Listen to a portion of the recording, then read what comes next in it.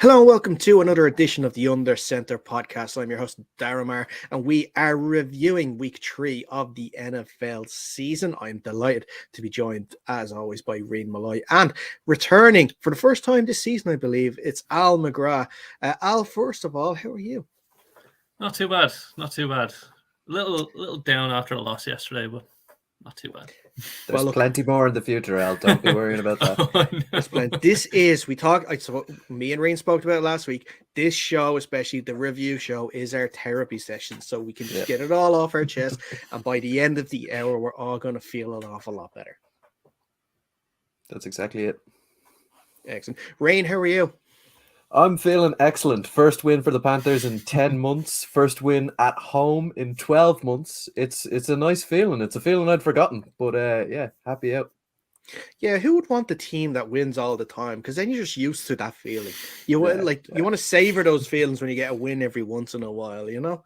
Yeah, the highs are that much better when you're just always in the doldrums of the lows. So yeah.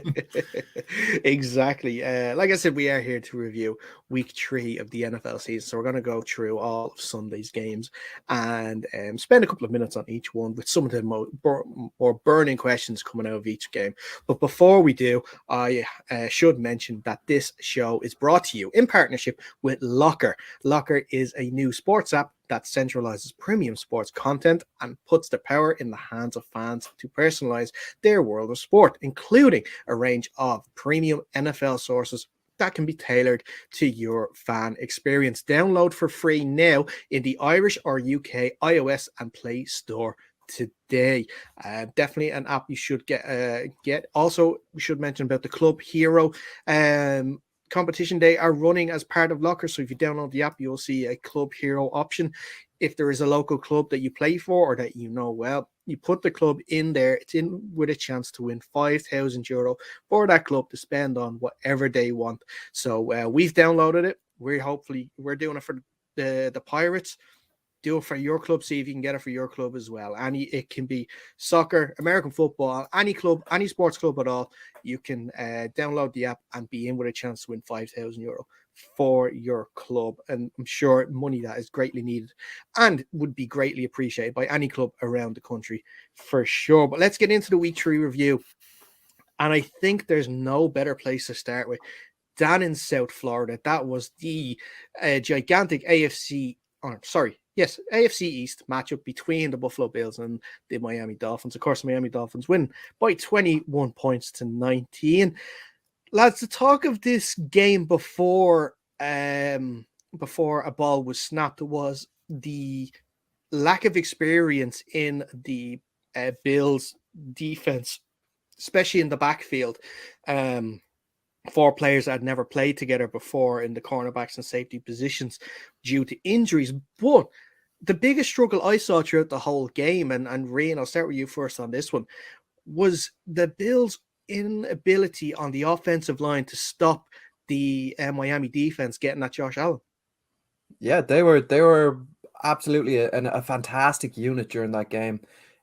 We saw pressure coming from all angles on Josh Allen, and it's not something that we've seen before really this season. Particularly, they've come up against some fairly decent defenses in the past, and it seems that just the Dolphins had their number. They knew the sus, and they were able to get pressure on Josh Allen, which is not something that's done very often. Yeah, Al, I want to know from yourself as well. We saw it was a game full of crazy and controversial moments, and probably the craziest, and like in this game, especially if you saw it, there's a high bar to set in this, and that of course is the Tua Tagovailoa head injury that was actually a back injury, but we all knew it was a head injury. Just before halftime, we saw him stumble. You know, we all sort of feared for his well-being, and then we find out that it's a back injury and that he'll be out to play the second half. Did you agree with the decision to allow him to come back out on the field? Absolutely not. He was obviously concussed. Like, you don't walk like that because of a back spasm. You know, he could barely stand up. He was concussed. He went through concussion protocol. They reported it as a head injury, and then they put him back in the game. It was incredibly irresponsible because I mean, concussions are bad, but if you get it again, then I mean, you can risk severe injury. So no, and the NFLPA are rightly investigating that process. So no, I don't agree with that at all. It's a very strange one for me that the guy who basically cleared him to go back in the game is a third party adjudicator, right? So he doesn't have a horse in the race. I don't know why he would send a guy back in who has clearly been concussed. Everybody in the world saw that this guy took a shot to the head. He should not have been allowed back in that game. I don't know how, like, there was no pressure on him to get him back in the game or anything like that. Third party, this is the reason that they're there. I just don't get it. I don't get it.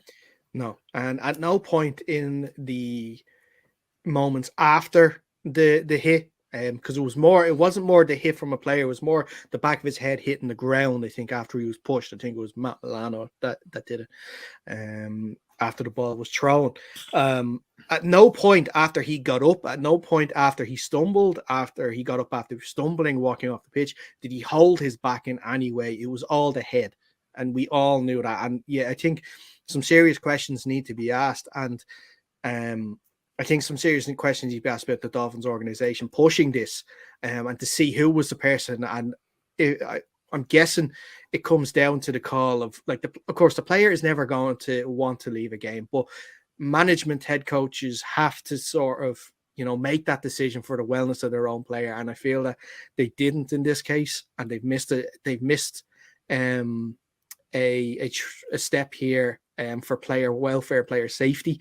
The NFL has gone through enough hard times with head injuries and head trauma over the years that they don't want to see anything like this happen again. It'll be interesting to see what the injury report is going to be like now over the next week or so with Tua, if he is going to be on that injury report, and if he is, what is the reason for that? Because they can't say it's a back injury if he's going through concussion protocol. They have to officially announce that he is. And if that's the case, then they could be in for a world of trouble too. Like I mentioned, the craziest stuff in the game as well. This now infamous butt punt from Thomas Morstead, that ended up going for a safety. We heard, like, watching the game at the time, you hear the commentator saying he should just run it out the back of the end zone and just take the safety. He got the safety in the end. He just went a different avenue of doing it. And then probably, one of the more bizarre moments we're going to see in this NFL season, at the end of the game, after the Bills could not get the ball back in time to get one more playoff, offensive coordinator Ken Dorsey going insane at the prospect of that they didn't have enough time to get another playoff, throwing everything everywhere. The dummy was out of the pram for sure with Ken, and fair play to whoever was beside him that decided to put their hand over the camera to stop him from seeing anymore, because God knows what else he was throwing around the room. But in the grander scheme of things, guys, and Rian, I'll start with you on this one. Do you feel this is just a bump in the road for the Bills? And then also on the Dolphin side of things, can the Dolphins now be considered a legitimate contender for this AFC East title? Yeah, it's an interesting one. For the Bills, I don't think this is too much of a setback for them, right? They're still well on track to go into the playoffs. And when they do get there, I can't see a whole lot of people stopping them outside of, the Kansas City Chiefs or someone like that. For the Dolphins, though, on the other hand, I do think they are now, they now can be considered legitimate contenders, right? They could take that division, possibly take the number one overall seed in the AFC. It's obviously all up in the air because it's such a hotly contested conference. But yeah, we would just have to see. Al, what you think? Yeah, I don't think this affects the Bills much. I mean, they kept the game competitive despite missing 10 starters at this point, and then being down their third string center at one point. So I think they'll be fine once they get a bit healthier. And, especially going forward, they have some nice games for them coming up. The Dolphins are definitely contenders. I mean, they've been really good. Their defense have shown up in big moments in all the games so far. And Tua has shown that he has made that jump. He's not Allen. That's obvious, but I think he can bring this team to the playoffs and make a push this year. Yeah. Whether it's the Super Bowl, I don't know, but I think they'll make some noise. Well, definitely some interesting games for both sides come up in week 4.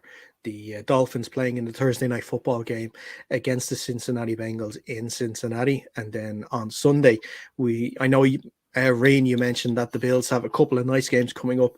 Next weekend is not one of them, unfortunately, because they're traveling to Baltimore to take on the Ravens. So that's going to be another mouth-watering tie between two top AFC sides. And we'll see if the Bills can bounce back after this defeat in South Florida. Let's move on, though, to the next game. And probably there was actually a lot of surprising results this past weekend. But one of the most surprising was the Kansas City Chiefs 17, the Indianapolis Colts 20. The Colts finally have a win, and another game where the favorite team had some offensive issues. Chiefs kicker Matt Amendola obviously missing a field goal and an extra point. The botched fake field goal, trying to turn it into a conversion, didn't work either. One thing that the Chiefs failed to do, especially when you're playing away from home, is run the ball, and they could never get the ball going on the ground, which put a lot more pressure on Mahomes. There was a lot of moments in this game where they should have, converted, maybe to get first downs, or there was a touchdown, especially Travis Kelce dropped in the end zone, that should have been caught. For this, I think it was just a day where the Colts had all the luck, and they needed all the luck to finally get their first win and relieve a bit of pressure on Frank Reich. But for the Chiefs, there's going to be a lot of talk of, what if Tyreek Hill was still playing, what if this, what if that. Juju Smith-Schuster had his best day as a Chief. I think over 80 yards in that game. Travis Kelce again plays well. There is still some work to be done with these new receivers coming into the team, but again, I feel like with the Bills, it's going to be a little bump in the road. Al, first to you, your thoughts on this game? I actually thought the Colts played well, which was completely unexpected. I don't think they played well enough to win if the Chiefs eliminated some of their mistakes. But given their first two games, I thought they, eliminated a lot of their mistakes, and Matt Ryan played a decent game. But the Chiefs, you can't overcome all those mistakes, and especially on special teams. It was just a mess.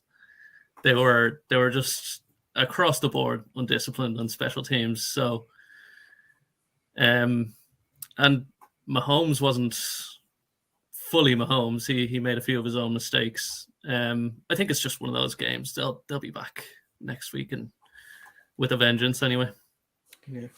Yeah. Week 2 and week 3 has been a little bit odd for Mahomes. He hasn't really looked himself in either of those two games. Against the Chargers, he made some terrible mistakes. He was lucky to get away without being picked off a couple of times in that game, and he had some similar moments in this one. Now, in terms of the Colts, they did play quite well on offense, which surprised me. As you said yourself, Al, Matt Ryan had a good game. He did try his best, though, to lose it with those two fumbles he had. But overall a good day for the Colts. I never thought they were the better team out there for any point during that game. But still, that's football. You got to win the ones that when the ball bounces your way, you got to take advantage of that. Yeah. Well, Patrick Mahomes is always dubbed, I think, if you like Scott Hansen, I think likes to do it, the best quarterback in the month of September. Statistically speaking, he is anyway. I don't think he cares about that. I think he prefers to be the best quarterback in the month of February. So if a loss here in September is not going to kill the Chiefs' momentum, they weren't going to go through the season unbeaten anyway. So it is a surprising defeat, but this is the sort of like first couple of weeks where teams don't fully really know where they are. So there are going to be a lot of surprising results. And I think this is just one of them. I think we'll see now next week when the Chiefs go up against, let me see here. The Chiefs are going up against the Buccaneers, actually. So that's going to be an interesting game. And then we have the Colts. They are having a divisional matchup against the Titans at home. But let's actually move on to the Chiefs' opponents next week, and that is the Tampa Bay Buccaneers. They lost at home to the Green Bay Packers by 14 points to 12 for the second game in a row where Tom Brady and the Bucs offense only score 3 points in the first 3 quarters. And the Bucs are missing a lot of players, especially like their top 3 wideouts at the moment. Julio Jones injured, Chris Godwin injured, and of course Mike Evans was suspended for this game. But is there a little cause for concern if you are a Bucs fan at how slowly the team has started this season? Rain, I'll start with you. 100%. You have to be concerned about it. We already knew that they were going to be beat up on the O-line, but we said prior to the season what's going to save them is Tom Brady getting the ball out to that star-studded wide receiver cast. Looking at that game there last night, he kind of seemed a little bit lost in terms of who he was throwing the ball to. You know, Cole Beasley was kind of his go-to target when he was on the field. So yeah, I'd be a little bit worried if I was them. This year they look human, they look beatable, and there's teams taking advantage of that. Yeah, honestly, they look a bit lifeless on offense. There's nothing there. Fournette couldn't get going today or yesterday even. I just it's not going to be enough. I think we're going to see a lot of games from the Buccaneers like this unless they kind of get it together. Yeah, what stood out to me in that game as well was this could be the final ever meeting of Rodgers and Brady, and we saw what 3 touchdowns combined.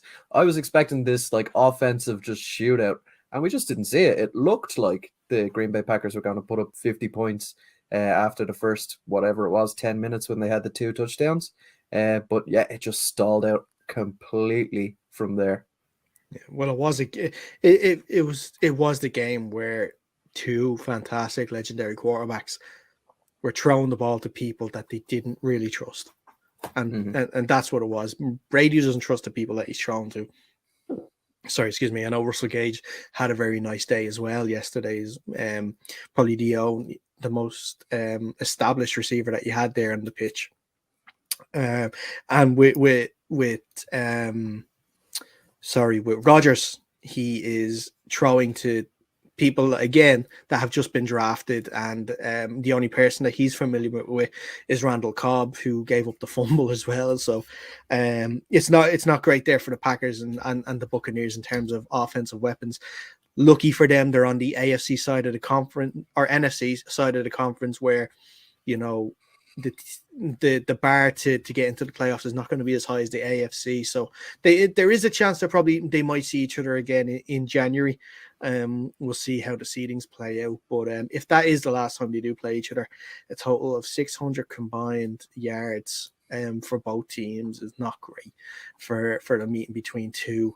I guess if you want to call them goats, they're goats. I wouldn't put Aaron Rodgers in that category, but hey, look, we'll just leave that for another day. Let's see what we're going to talk about next. Yeah, let's talk about the Baltimore Ravens traveling to Gillette Stadium to beat the New England Patriots 37 points to 26. Lamar Jackson throws for 4 touchdowns again, and he has his own rushing touchdown again.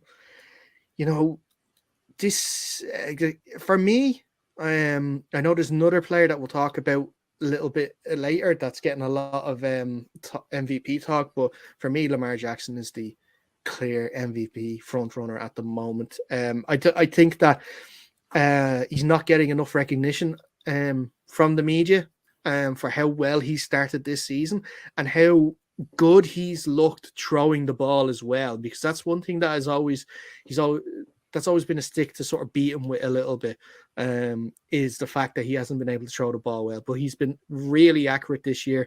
The fact that they said that he has no wide receivers to throw to doesn't matter, because he has Mark Andrews there.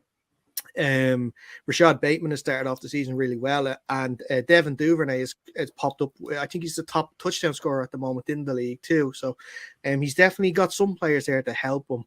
And I say the Ravens are kicking themselves at this point now that they haven't tied him up just yet.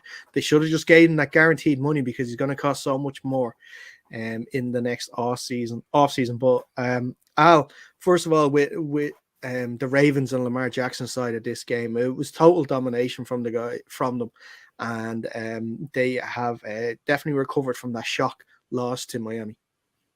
Oh yeah, I mean, he looks completely unfazed by anything that New England were throwing at him. He just looked brilliant the whole game. I mean, he had a couple of mistakes, but I mean, those throws to Mark Andrews were ridiculous, and even better catches, especially that one in the middle of the end zone. I think the only thing letting them down is the defense. They're so hit and miss, and in this game, New England just ran the ball as they wanted. And I think if they don't tighten that up, that's going to kick them in the playoffs. You know, they have to tighten that up if they want a chance this year. Absolutely. I'd 100% agree. We've seen in the last couple of games that the Patriots have been really struggling to move the ball either on the ground or through the air. They managed to do both in this game against a Ravens defense who are, you know, if they're going to be a playoff contender or a Super Bowl contender, as Al rightly put it, they need to tighten up. Now, looking at the Patriots with that Mac Jones injury, it looks like he's going to be out for a significant period of time. So I'd be a little bit worried again now with the Patriots. They couldn't move the ball with him. They sure as hell won't be able to without him. Yeah, and that is what I was going to move on next with Mac Jones. A tough day from yesterday with those 3 interceptions. He did rush for a touchdown of his own, but it looks like it's a high ankle sprain. I think there's a fear could be a tear somewhere there as well. They're hoping he doesn't have to go for surgery, but it looks like he's going to miss some time, which means Brian Hoyer is going to take his place. But if there's any sort of extended time for Mac Jones out, you can pretty much close the book on the Patriots season, surely. I think so. I think it's time to shut up shop and start thinking about draft position for next season. Yeah. Sorry, Al, were you going to say something there?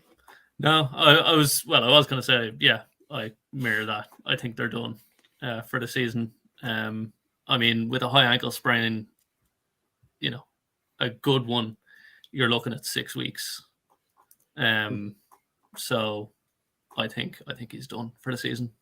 Okay. That's what we've seen a few injuries this year and this weekend that have caused a lot of concern for teams as well. And Mac, of course, is just one of them. But we'll move on. Let's have a look at this one. The New Orleans Saints 14, the Carolina Panthers 22. For me, one of the stranger games I've seen this weekend. The Saints gained so many yards, but did not score a point until the fourth quarter. And the Panthers, on the other hand, didn't really do a lot with the ball offensively, but had a comfortable lead for most of that game.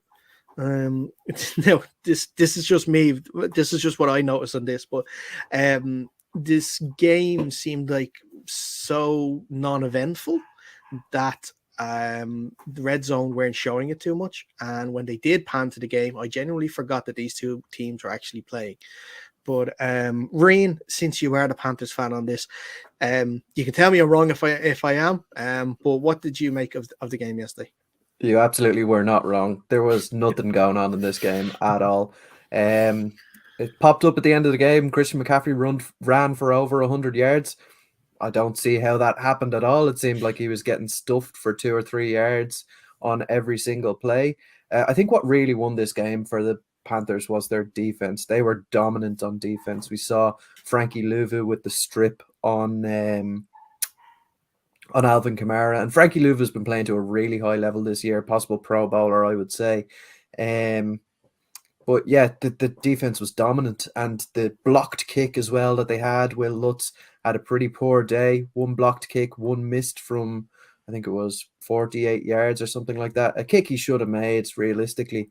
And it really, really looks like that injury to the back is affecting Jameis Winston, because he made some pretty poor throws again, a lot of overthrows. And I think that's to do with overcompensation that he feels like he needs to drive the ball a lot more now that he can't get the rotation, and he's just overthrowing players.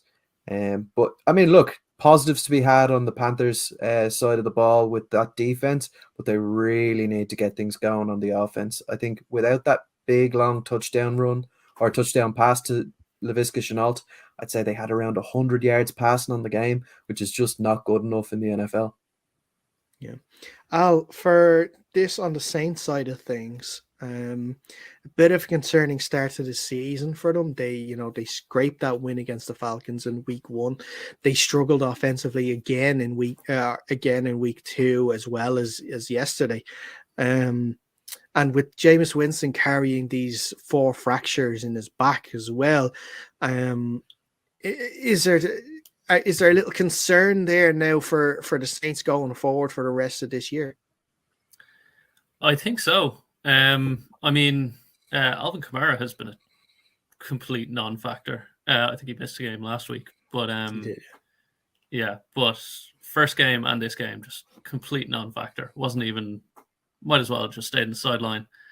One bright spot I will say is Olavi, the rookie receiver. He had 3 big catches and he looked really good. So I think if they can get things moving a bit better, I think he'll be a huge part of that. And then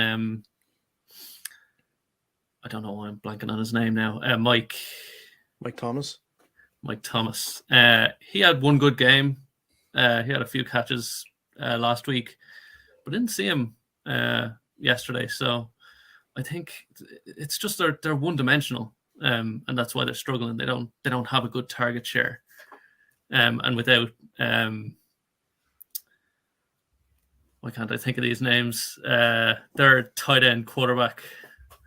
Taysom Hill. He was out today, so without those kind of big chunk plays that he always gets, I think that they're really going to struggle. Mm-hmm. Ryan, correct me if I'm wrong.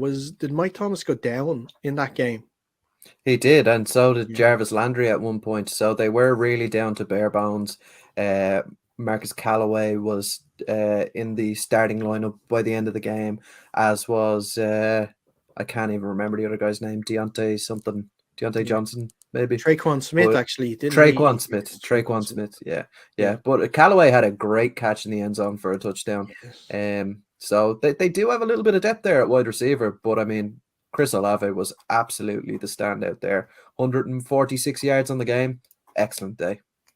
Yeah. You should mention the Marcus Callaway touchdown because it was a great one-handed grab, and of course we saw the crazy George Pickens catch on Thursday, and I have to say I think Callaway's was a little better. He just seemed to jump out of the air and just take it out of the air and bring it down in a split second. It was a really impressive catch by the young man, because I think he was one that was destined for, fantasy glory. Was it last season? I think it was last season.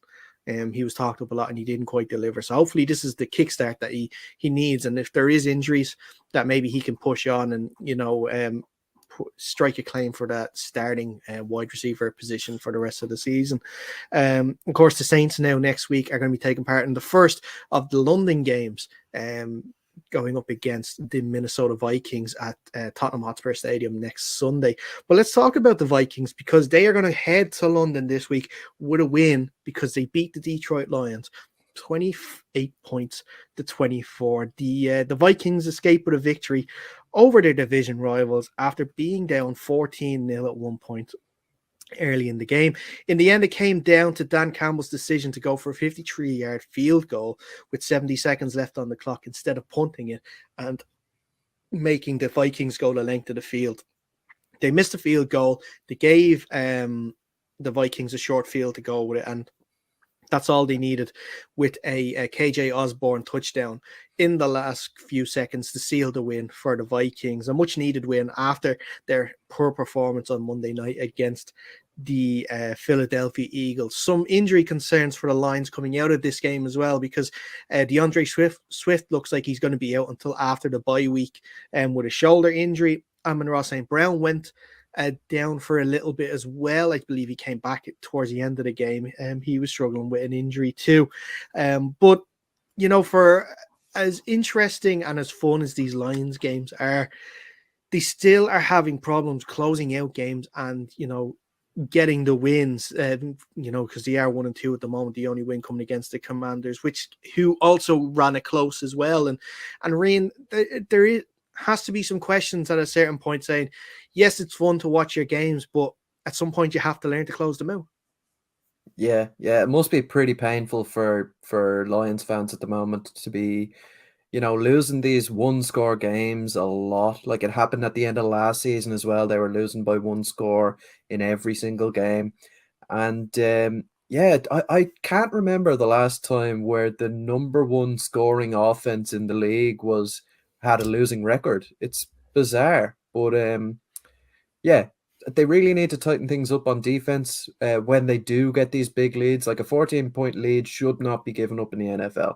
Even if it is just the first half that they had it in, it doesn't matter. They should hold on to that lead, play bend, don't break defense for as long as they need to, make the game shorter for themselves. And I don't think they did that. I think they just stuck to their guns, played the way they normally do, and it hurt them in the end because at the end of the day, they lost that game. Yeah, I was a bit surprised by this actually, because I was expecting the Lions to put up a bunch of points because the Vikings defense hasn't been brilliant. They've been pretty soft actually. I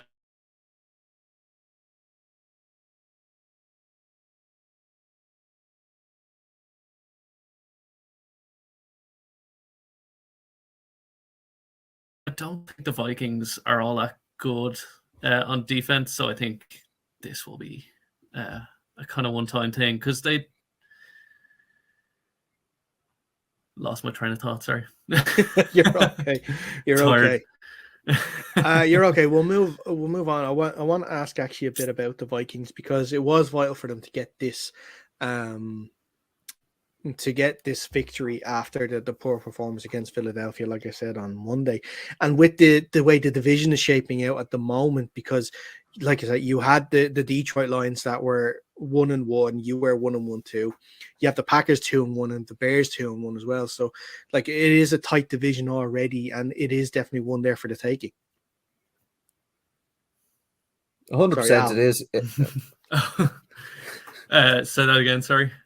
It's okay. I was going to say it was important for the Vikings to get this win because of how tight the division is already, and the fact that it is up for grabs this year with Green Bay not being as solid as they have been in previous years. So if they want to win this division, they have to win especially these division games.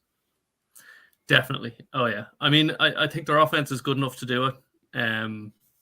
I think if they can get their defense moving a bit more and tighten things up, I think they can make a push for it. They are a good team. It's just their defense that could let them down in it. Definitely. I think we're forgetting about their quarterback as well. Of course, he can let them down, particularly when it gets to prime time. When the lights come on, can't perform. He's just useless. Yeah, well, look, we'll see there with Cousins. Like you said, he proved that on Monday he can perform when it comes to the national TV coverage. But he's going to have to break that sort of voodoo if they want to go far in the playoffs this year, or if they want to actually win a division, because they're going to need him, especially with such a quiet game this week as well from Justin Jefferson. They're going to, when he has games like that where he's shut down a bit, you're going to have to sort of rely on your quarterback a little more to find other players. And look, he did do that yesterday with Adam Thielen and, like I mentioned, KJ Osborne both getting in for touchdowns. So it's not all time. So Justin Jefferson doesn't feel like it has to be all on his shoulders. Let's move on then to let's go to the NFC West. The LA Rams 20, the Arizona Cardinals 12. The Cardinals brought back down to earth after their comeback last week. The Cardinals really couldn't get much going with any sort of offense. James Conner running the ball couldn't really get going. Outside of Marquise Brown having a good game, the ball wasn't passed particularly well. Even though Murray had over 300 yards passing, he failed to pass for a touchdown. This is sort of the worry I had for the Cardinals coming into the season. They don't have a lot of really important pieces. They've lost a lot of important pieces. I should mention in the off season, they didn't replace them. They're really missing DeAndre Hopkins out there too. But for the Cardinals, and Ryan, I'll start with you on this one.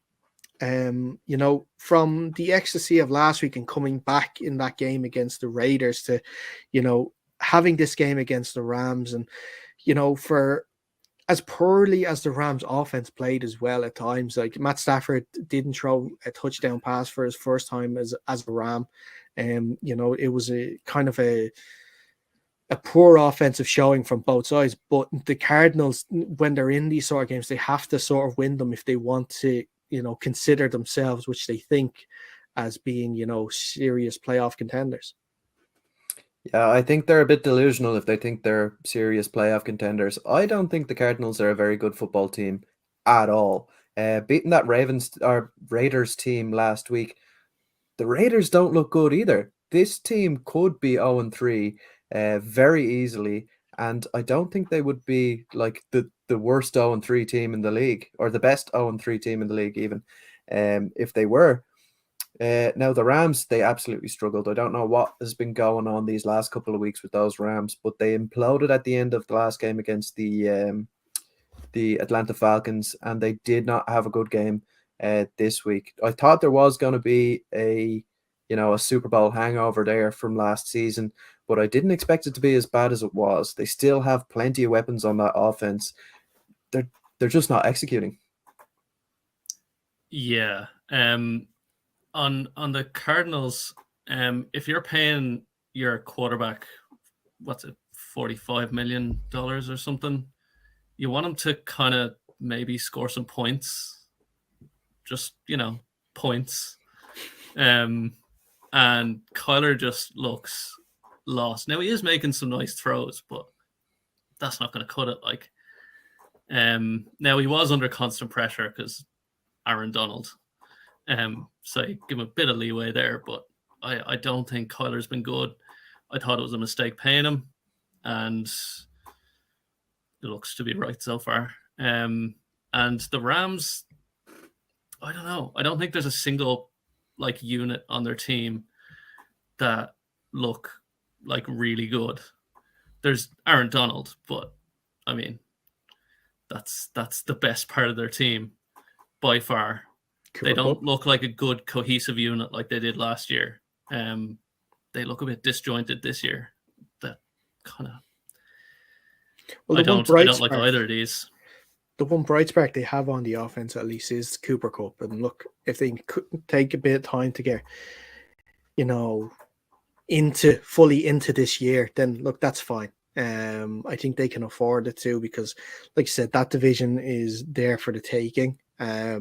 There's three other, two poor sides, one side in the 49ers that, they have the ability, they have the talent there, but can they really do it? Will they be held back by the quarterback? And, we'll see, and we'll get onto that game a little later on. But looking at the Cam Akers, though, having his revenge game last week, 61 yards and a touchdown, but he tried his best to give the game back to the Cardinals by with that fumble. Hopefully that is not Cam Akers in the doghouse, or maybe hopefully it is, actually, just for my own fantasy team, because I don't have Cam Akers. So if people like come up against invested so much in Cam Akers that now they're struggling with it, I'm okay with that. But we'll move on and we'll stay in the NFC West, and we will have a look at the Atlanta Falcons 27, the Seattle Seahawks 23. Al, I'm going to let you go first on this one. You are a fellow Seahawks fan. This is your first appearance on the show this year, so I won't have my Seahawks rant. I'll let you have it this week, so I'll leave it to you. I was kind of hoping we might just skip this one. I don't mind losing. I expected a lot of losing this year, but I want to see improvement. The defense is not improving. It's the same every year for the last 5 years. Just they're trying to break records for how many yards they can give up, how quickly they can give up the yards. Cordarrelle Patterson had a career day yesterday. He's never run for 140 yards. And he ran for 140 yards yesterday. And he could have ran for more. It was just pathetic. It's gross football. I couldn't watch it after a while. I don't mind the losing. Like, the offense, they were fine. They did their job. But, I mean, just... It's the same stuff. You completely changed your coaching staff around. You changed your players around. You got rid of Bobby Wagner, and it's the same. And it's just gross, and I don't like it. Yeah, just touching on that defense as well. The Falcons' offense has been pretty dysfunctional this season, and for them to score 27 points against that Seahawks defense is pretty inexcusable. Mariota is not the guy. Patterson, as much as I love him, he's not an 140-yard running back. He never has been. Yeah, it's a poor one. But positive spark, I like how that O-line are playing with the Seahawks. It's seriously upgraded from last season and seasons prior. So that is a bright spark, and hopefully it's something that you can build around moving into next season, because this season's done for. It's just a write-off. Yeah, I mean, to see that improvement, and I mean, in drafting, first of all, and then to see the impact immediately from your 2 tackles that you get out of the draft. I mean, when's the last time that happened, that you get 2 starting tackles out of a draft? And then Tariq Woolen, the 5th round rookie cornerback. He's not been perfect, but I mean, he's been amazing. I mean, given you got a 5th round. You got to pick at the weekend. I mean, pretty meaningless. It was 10 seconds before the end of half, I think. But you tell him that. I think I'll. But then also the other draft pick, Kobe Bryant, getting himself a sack as well in that game too.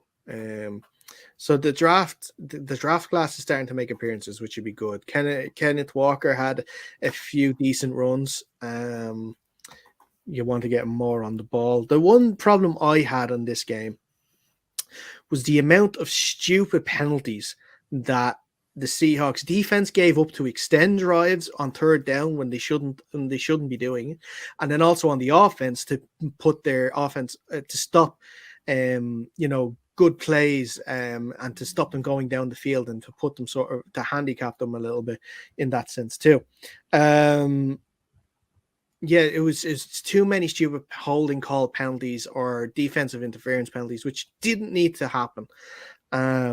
But yeah, this bend don't break mentality at the moment of the Seahawks defense that they've had for these last few years, it's infuriating to watch, and teams know that. And if you're going to do that, you need to make sure you are accurate with your tackling and you're accurate with your assignments. The Drake London touchdown, especially in the second half, just showed how. Or was it the end of the first half or start of the second? I think it was the start of the second half. He got through 2 tacklers, and they couldn't bring him down. And if you're going to that is not acceptable when it comes to the sort of like a Seahawks defense or any sort of defense where you're breaking tackles that easily, especially for like Quandre Diggs to miss a tackle like that when he's meant to be the leader of that team. And it wasn't great, but yeah, like you mentioned, it's tough to watch this year. We've talked about it. As we were happy if the Seahawks only won 1 game, and that was the first game of the season, but I kind of do want a few more wins. I want that winning feeling again. I do. And it's going to be even tougher now next week, going up against the Detroit Lions in Detroit, who are the highest scoring offense against probably the weakest defense. So that's going to be fun. And then also one last thing before we move on about it. Geno Smith deserves a lot of credit as well. He's played very well these first 3 weeks. He's through for 3 touchdowns, was it? Was it 3? Yeah. 3 touchdowns. Yeah, 3 touchdowns at the weekend. DK Metcalf finally getting on board too. So they're airing it out quite well. So yeah, everyone thought DK was going to be the issue, or Geno's going to be the issue? He hasn't been. It's the No. defense. Geno has more touchdowns, I think more yards, and a higher QB rating than Russell Wilson. So I was just about to say that. Does anybody have the stats in front of them? Because he's definitely doing better than Russell this year. So let's move on then until the next game, and that is the Las Vegas Raiders 22, the Tennessee Titans 24. Interesting stat coming out of this game. Josh McDaniels is 1-10 for his last 11 games as a head coach, going all the way back to his previous stints with his other teams. Rumors actually circulated on Monday as well that he had a behind closed door meeting with ownership after that loss to the Titans. Could he be on the hot seat already? Yeah, there's no doubt he's on the hot seat. This is a Raiders team that is stacked from start to finish with talent, and they're 0-3, and deservedly so. They have played poorly in the first 3 games of the season. I'm officially putting Derek Carr on fraud watch. He has not played well at all this season. He was ranked in the top 100 players last year. Craziness. Not a chance. He needs to up his game, or else he needs to get out of the stadium. He's no use. I don't understand the hype that Derek Carr gets every year. Every year he's hyped up, and every year he's proven to be an absolute fraud. I don't get it. He's just like, get him out of there. Get a good quarterback. Then he might start winning games. I do. You have to look at the I think what was it? It was a touchdown to try to get them to 22 points. He had 7 or 8 plays in goal to go to try and score a touchdown, and he couldn't put it in. And it got extended because of a defensive holding penalty, and he got another 4 goals, and he eventually got there. But yeah, it's the scheme is not being drawn up correctly. Carr isn't executing it properly either. Teams are just hanging back because I think as well the struggle with the run game is real for the Raiders too. They haven't been able to run the ball well. Josh Jacobs is not playing great at all. So they're able to play sort of that 2 high safety, the counter defense to sort of wanting to throw it. Devontae Adams, since his first game, hasn't really, been a factor in games at all either. And the quotes coming out of the dressing room where he's frustrated and angry at going 0-3. I think he's more frustrated at the fact that he has to play with that Derek Carr for the rest of the season. He's probably thinking, I know we were mates in college, but this ain't college anymore. We got to start getting some plays together. But the Raiders going 0-3 in the division like the AFC West, they were blessed that all the other teams in the AFC West lost this weekend, so that they aren't further away than they are now. But still, I don't know what the percentage chance is of an 0-3 side going to the playoffs, but I can bet you it's in the single digits in terms of percentage of chance, and probably starts with 0 as well. I think, if I recall correctly, it's 1.75%. 1.75. Okay, well, best of luck with that. Best of luck with that, lads. But yeah, so we'll move on then to let's go over back over to the NFC, and let's talk about the NFC East matchup between the Philadelphia Eagles and the Washington Commanders. The Eagles 24, the Washington Commanders 8. It could have been so much more, but the Eagles took their foot off the pedal in the second half once they had the game won. Complete domination in that first half. I think Carson Wentz was sacked 8 times in the game. I think 4 or 5 of them were in the first quarter alone. It's been a real struggle so far for the Commanders. And another head coach that unfortunately it looks like he could be on the hot seat is Ron Rivera. Yeah, that was start to finish domination, and especially on the defensive side of the ball for the Eagles. They had 9 sacks on Wentz and pressure all game, and they didn't let up. And then offensively, they were great as well. AJ Brown had some nice catches. Devontae Parker, is it? Had some really nice catches. Devontae Smith. Devontae Smith, that's the one. And Hurts looks great. I didn't expect it. Well, great. Not great, but he's very good. He's been very good to start the season. And I think the Eagles are definitely going to make a push for the playoffs. But the Commanders are just lost. I mean, what's happening? How can you be worse than you were last year? Yeah, I mean, look, they have actually brought in talent and somehow got themselves worse. It doesn't make sense to me.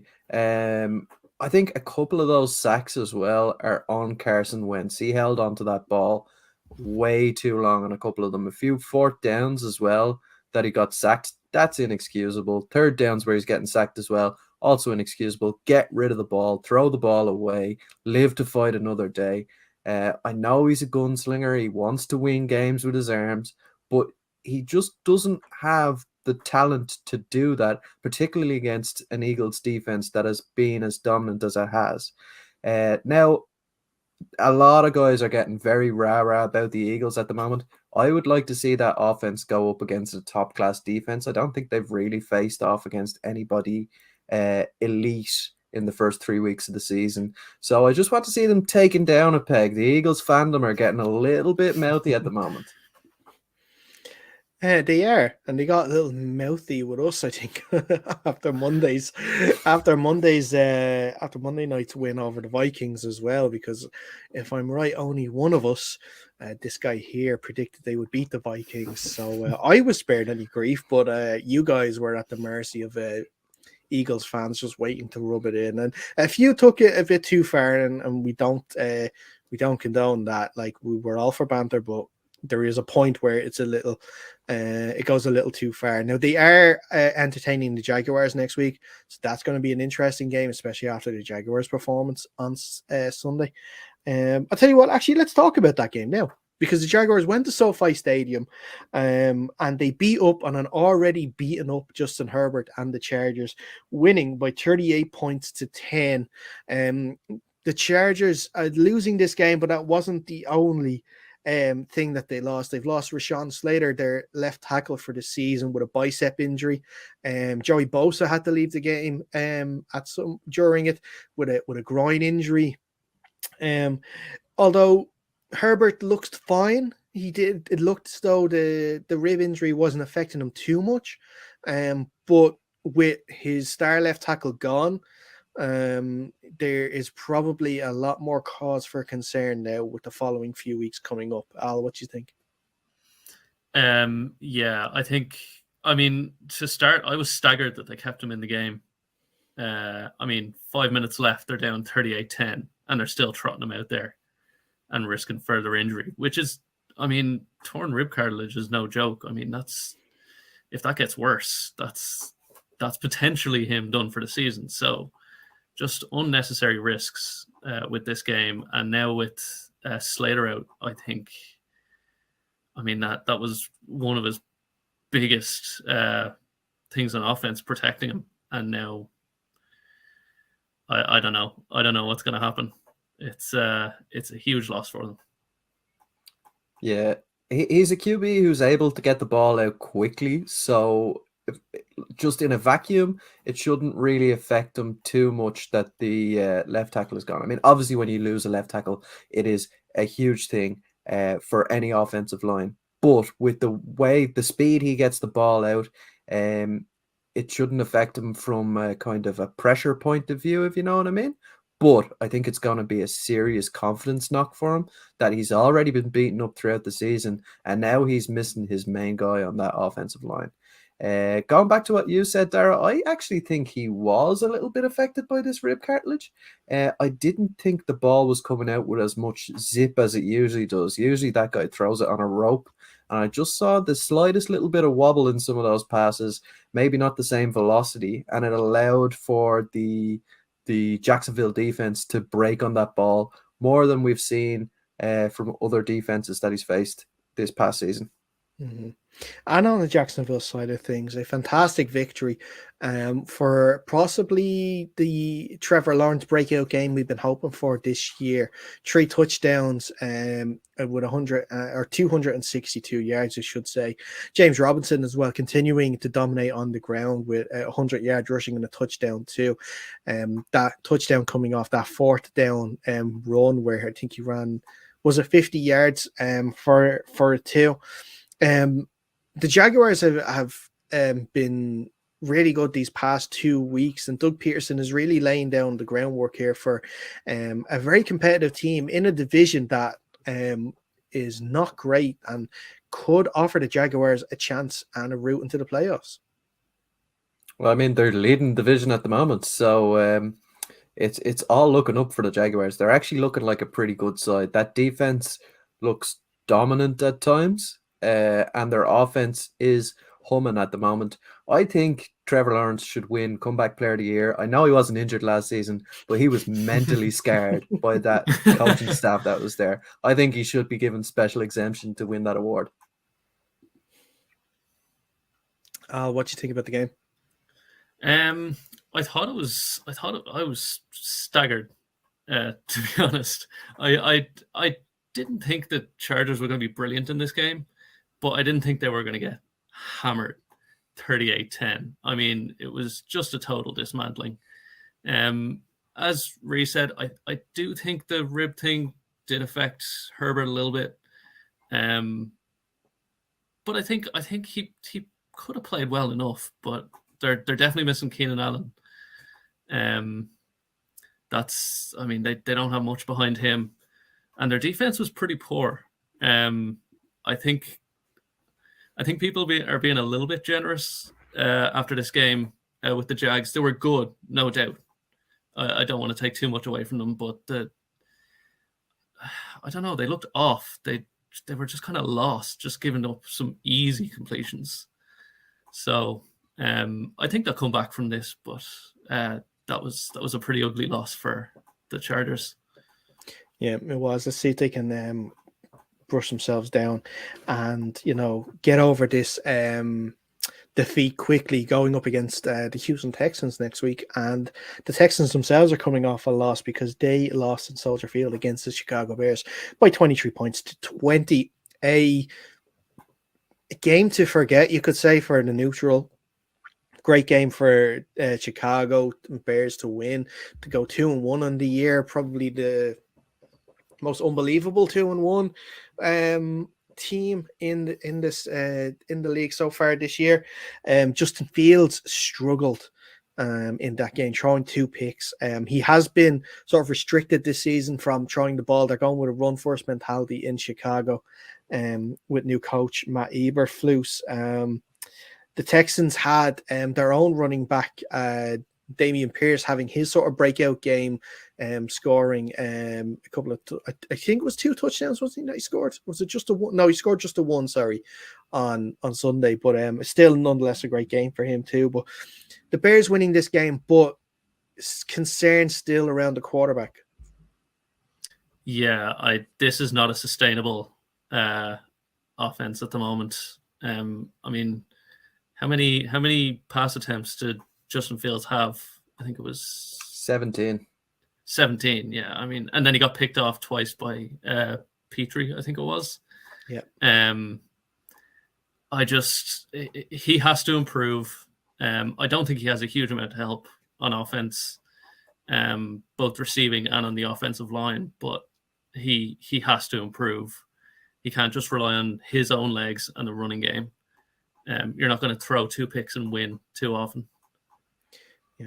Well, the running game still worked. Like Khalil Herbert going for over 150 yards and getting 2 touchdowns in that game. Now, the concern is with David Montgomery, their lead back, who left the game, I think, early in the first quarter with an ankle and a knee injury. So we'll see what the prognosis is there with him. But Ryan, yeah, your thoughts on what's going on with the Chicago Bears offense at the moment? Yeah, we talked last week about Justin Herbert and how he has all that potential there to be a good quarterback. He's just not shown it this season. And yesterday was no different. He went for under 50% completion rate, and he only had 106 yards. I think that puts him at less than 190 yards in the last 2 games combined, which is rough for a quarterback of any level. But bright spark, I love the way Khalil Herbert runs the ball. He's mean, he's physical, and he's quick. And I think they can rely on that running game. It will be good enough for them to win a couple more games this season, I believe. I said it prior to the season. I think the Bears are somebody that are a team that a lot of people overlooked that will get 4, 5, 6 wins on the season.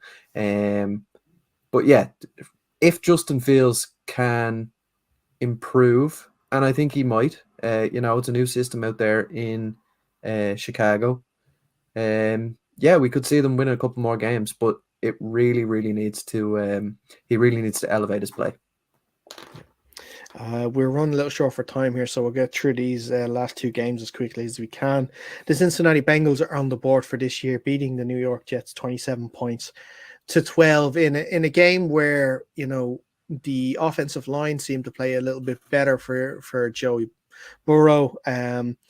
The running game was still a bit of an issue, and then on the other side, Joe Flacco, after the heroics of last week, the sort of kind of brought back down to earth a little bit the sort of Joe Flacco we've seen the last few years.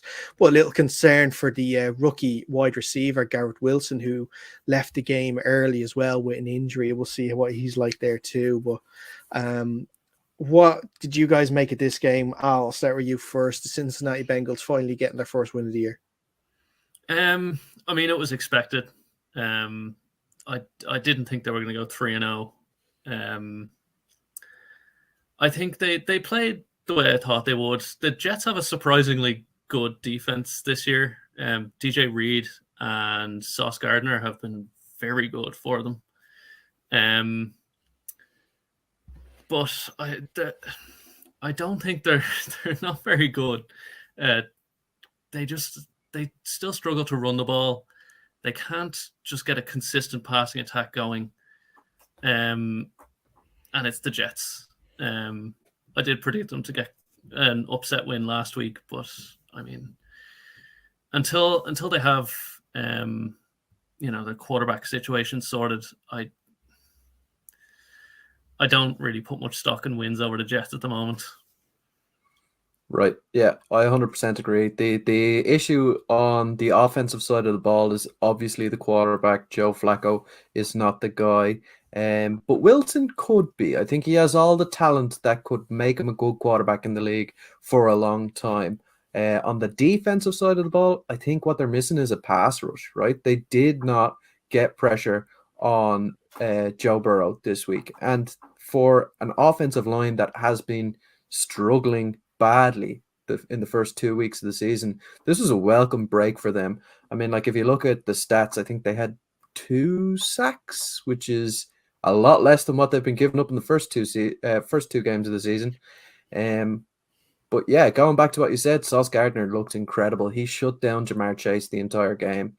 He looks like a really good draft pick. Yeah. The defense, though, I know you mentioned about the sneakily good defense on the Jets. They weren't too good in the backfield for that Tyler Boyd long touchdown. I think it was Jordan Whitehead who just failed to wrap up the tackle on that. But yeah, good win for the Bengals, and good to see them there now on the board, because you would fear a little bit, especially if they go 0-3, what can happen like that. A quick turnaround to welcome the Miami Dolphins to Cincinnati on the Thursday Night Football, which we will cover in greater detail later in the week when we have our own Thursday Night Football show, and we will look ahead, like I said, more to that game with a few guests that will be announced on our social media channels. So make sure you're following us on them. Let's talk about the Sunday Night Football. It wasn't a great game, so we won't talk about it too long. The San Francisco 49ers 10, the Denver Broncos 11. Tough going. The 49ers started great, with that Brandon Ayuk touchdown in the first quarter, but then didn't score again to the third. The Broncos just weren't doing anything offensively at all. The Boo Boys were out again in Mile High. Russ in the offense couldn't seem to get anything going. It wasn't until Jimmy G decided to pull a Dan Orlovsky and step out and now, lucky he did in hindsight. Lucky he did step out and cause the safety because he threw it straight to Bradley Chubb, which would have been a pick six. But, one of the big story, I guess, coming out of this game is the fact that San Francisco's left tackle Trent Williams has a high ankle sprain. He's going to be out for a month, Kyle Shanahan has confirmed. So that's a huge loss. And look, I mentioned it on previous shows. The things that can stop the 49ers this year is injuries, and they are stopping them. That's Elijah Mitchell out, Trey Lance out, now Trent Williams out as well. Injuries to really important players. But Rain, I'll start with you first on this one. Sort of a Sunday night football to forget, but Denver and Russ get the win to go 2-1 in the division. Yeah, it's a weird one. I've never seen a more dull game of football, and I watched the Panthers play last week. But yeah, it was just an odd game from start to finish. Going back to what you said about the injuries, when Lance went down, I actually felt like the 49ers would be in a better position to win. I think Garoppolo, with the way he fits that system, actually gives the 49ers a better chance of winning. But since those two, as you said, Elijah Mitchell and the left tackle, his name escapes me, since they've gone down, Trent Williams, since they've gone down, I don't think they have much of a chance for the rest of the season, particularly in that tough division that they have going forward. So, yeah, it's going to be a struggle. Yeah, that was an ugly game. Both defenses played reasonably well. I thought the Denver defense was a little better. But offensively, it was just ugly. I mean, 17 punts, I think it was. It was just proper Seahawks football, that was.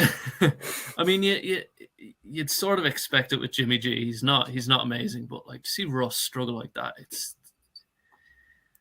I thought there might be some growing pains in Denver. Don't say it's concerning. Just Al, tell us what you really think. You're loving it.